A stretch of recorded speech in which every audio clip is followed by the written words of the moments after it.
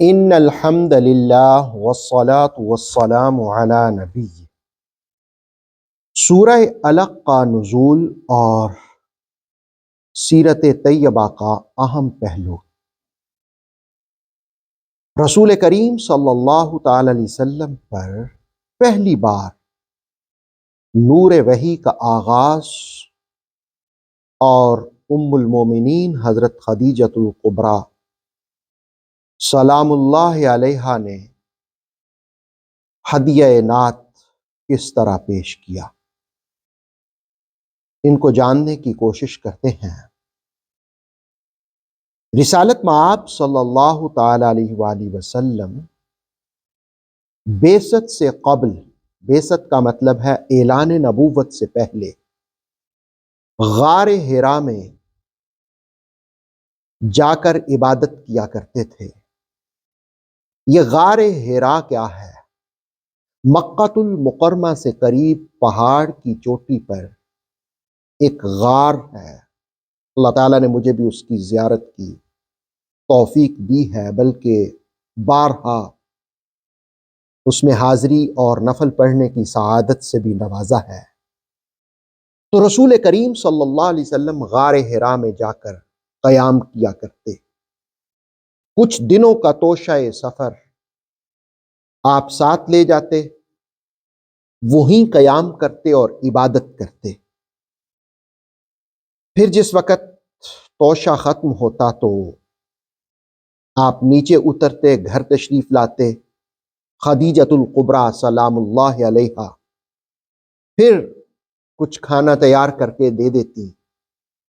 رحمت عالمیہ صلی اللہ علیہ وسلم پھر سے حرا میں چلے جاتے۔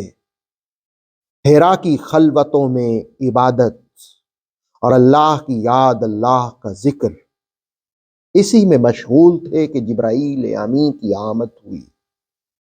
رسالت مآب صلی اللہ علیہ وسلم کو دبایا، جیسے گلے ملتے ہیں، گلے مل کے دبایا اور کہا اقرا۔ بخاری کی روایت کے مطابق رحمت عالمیہ صلی اللہ علیہ وسلم نے فرمایا ما انا بقارئ، نے پھر دبایا، پھر کہا اقرا۔ رسول اللہ علیہ السلام نے پھر فرمایا ما انا بقارئ۔ پھر اس کے بعد تیسری بار بھی ایسا ہوا، اور پھر جبرائیل امین نے 5 کی 5 آیات پیش کی، تو رسول کریم علیہ السلام نے ان کی تلاوت فرمائی۔ ظاہر ہے پہلا نور وحی تھا۔ سورہ علق کی ابتدائی آیات سب سے پہلے رحمت عالمیہ صلی اللہ علیہ وسلم کے قلب اطہر پر نازل ہوئی۔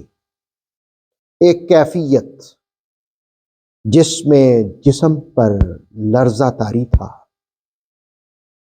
اس لیے کہ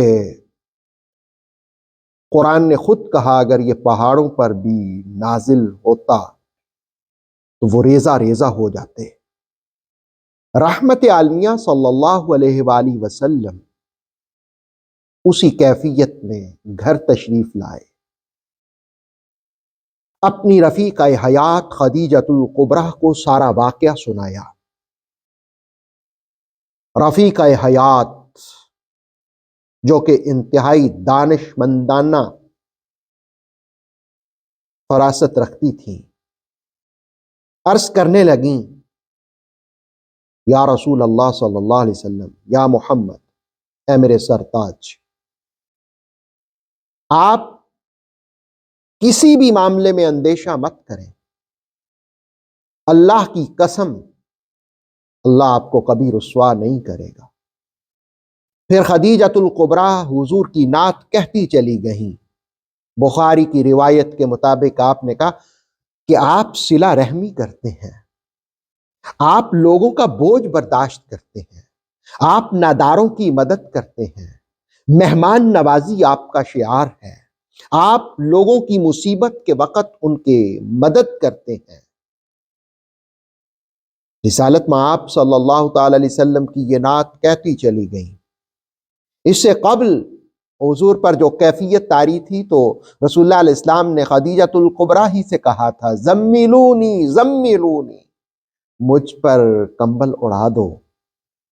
خدیجۃ الکبریٰ نے کمبل اڑایا، پھر یہ نعت کہی، پھر ان کو اپنے چچا زاد کے پاس لے گئی، ورقہ بن نوفل کے پاس۔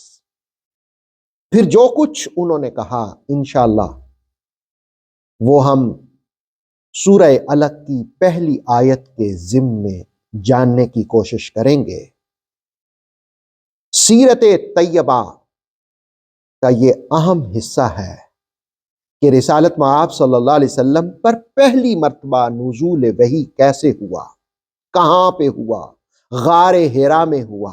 حضور غار حرا سے تشریف لائے، خدیجۃ الکبریٰ نے حوصلہ دیا اور پھر ورقہ بن نوفل کے پاس لے گئیں۔ سورہ علق 2 حصوں پر مشتمل ہے۔ پہلا حصہ 5 آیات غار حرا میں نازل ہوئی، اور اگلا حصہ رسول کریم علیہ الصلوۃ والسلام نے جب حرم میں نماز پڑھنا شروع کی تو اس وقت نازل ہوا۔ انشاءاللہ سورہ علق کے پیغامات کو ہم سمجھتے چلے جائیں گے۔